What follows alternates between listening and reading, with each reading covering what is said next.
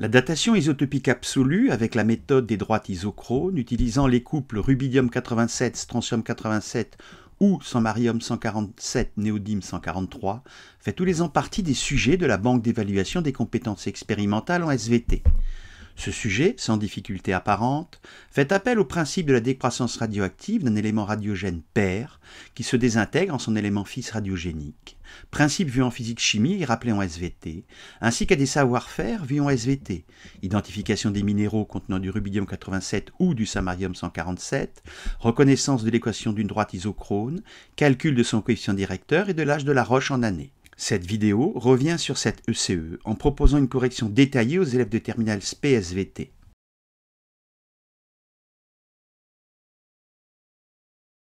Lors du refroidissement lent du magma, les minéraux visibles à l'échelle microscopique simplifiée cristallisent dans un ordre précis, celui des séries réactionnelles de Bowen.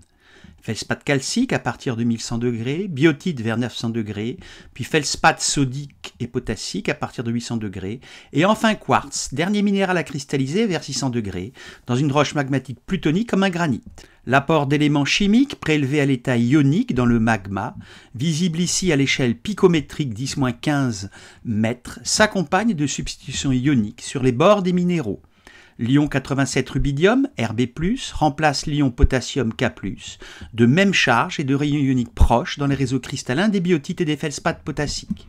L'ion samarium 147 Sm2+, remplace l'ion Ca2+, dans les réseaux cristallins des feldspaths sodicalciques ou plasioclases et des clinopyroxènes.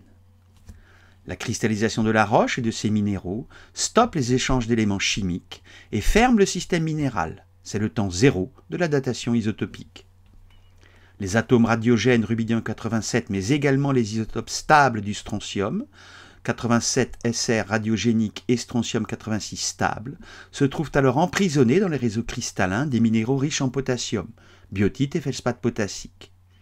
Le rubidium-87 radioactif pair se désintègre dans ces minéraux en strontium-87 fils radiogénique avec une demi-vie de 48,8 milliards d'années et une constante de désintégration lambda associée de 1,42 10-11 année-1. Le samarium 147 Sm radiogène pair, le néodyme 143 radiogénique fils et le néodyme 144 stable se trouvent également emprisonnés dans les réseaux cristallins des minéraux riches en calcium, pyroxène et feldspath sodicalcique ou plagioclase. Le samarium 147 se désintègre dans ces minéraux en son élément fils radiogénique, le néodyme 143 Nd, avec une demi-vie de 1,06 10-11 années et une constante de désintégration lambda associée de 6,54 10-12 année-1. On se limitera dans l'explication suivante au couple rubidium-87 et strontium-87, car la méthode est la même pour le couple samarium-147, néodyme-143.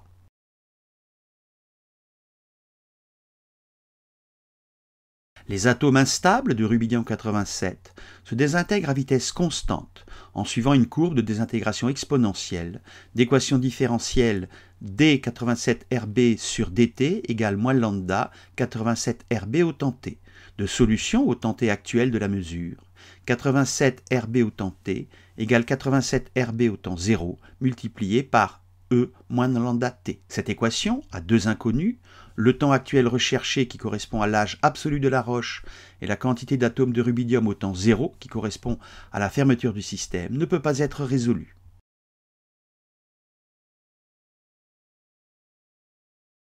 Comme l'isotope 86 Sr n'est ni radiogène ni radiogénique, sa quantité ne varie pas au cours du temps dans le système minéral clos, et donc le nombre d'atomes de 86 Sr au temps t actuel de la mesure est égal au nombre d'atomes de 86 Sr au temps 0 de la fermeture du système. Par contre, la quantité d'atomes de 87 Rb radiogènes dans les minéraux baisse et celle de 87 Sr radiogénique augmente de 1 pour 1. En divisant l'équation fondamentale précédente par le nombre d'atomes constant de 86 Sr, l'équation devient celle d'une simple droite de type y égale à x plus b, avec x et y rapport isotopique mesuré par spectrométrie de masse, avec x égale le rapport 87 Rb sur 86 Sr au temps t de la mesure, et y égale le rapport 87 Sr sur 86 Sr au temps t de la mesure, et a égale E lambda t-1, le coefficient directeur ou pente de la droite isochrone qui se détermine graphiquement ou informatiquement à partir de la droite linéaire de régression.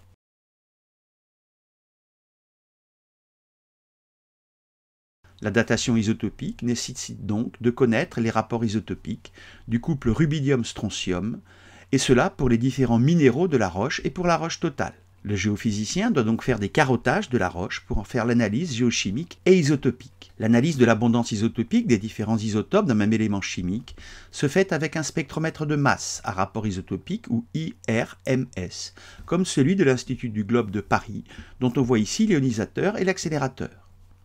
Les atomes de l'élément chimique sont d'abord ionisés par impact électronique dans une chambre à vide, puis accélérés dans un champ électrique pour former un faisceau d'ions, qui seront ensuite déviés dans un champ magnétique en fonction du rapport masse sur charge, avant de frapper les détecteurs de Faraday, formés par un métal conducteur, qui transforme leur abondance en un courant électrique proportionnel. Les âges obtenus par des calculs statistiques informatisés sont affectés d'une incertitude temporelle variable selon l'isotope, de plus ou moins 1 million d'années à plusieurs millions d'années, ce qui est acceptable quand on mesure des temps longs de plusieurs centaines de millions d'années, voire de plusieurs milliards d'années. Le géophysicien récupère ensuite des données isotopiques sous la forme d'un tableau des rapports isotopiques de 87 Rb sur 86 Sr, correspondant à X, et de 87 SR sur 86 SR, correspondant à Y.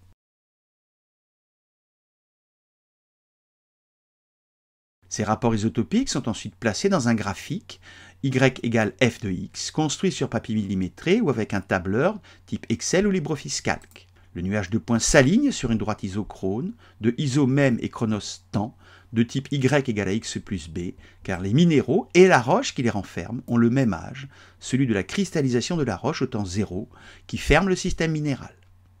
Il faut ensuite tracer manuellement la droite, ou afficher dans le tableur sa courbe de tendance de type régression linéaire, passant par le nuage de points.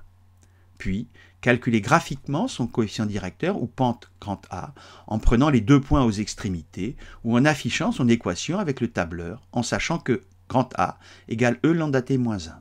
Enfin, on calcule l'âge de la roche et de ses minéraux avec l'équation T égale 1 sur lambda ln de A plus 1 en année, plus ou moins l'incertitude des mesures isotopiques. Alors comment expliquer que les nuages de points correspondant au rapport isotopique soient alignés?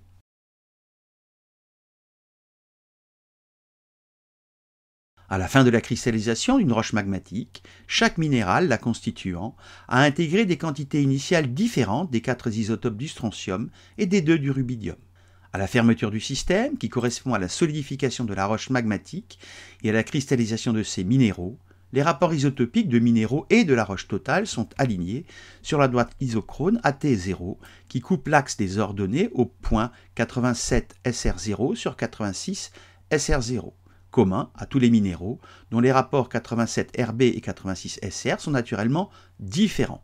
Au fur et à mesure que le temps t s'écoule, le rubidium 87 se désintègre en strontium 87 à raison de 1 pour 1, et donc la droite isochrone pivote autour de l'ordonnée à l'origine, ce qui explique que les points restent alignés tant que le système roche demeure clos.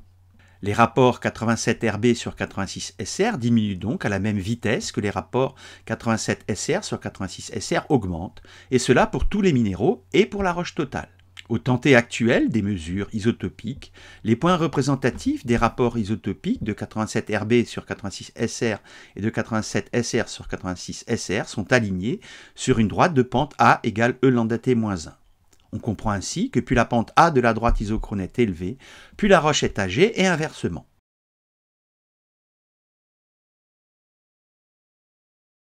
Le protocole de calcul de l'âge d'une roche magmatique en utilisant la méthode des droites isochrones avec le couple 87 rubidium et 87 strontium se fait alors en 5 étapes qui sont identiques avec le couple 147 samarium et 143 néodyme. 1. Mesurer par spectrométrie de masse, IRMS, les rapports isotopiques d'abondance.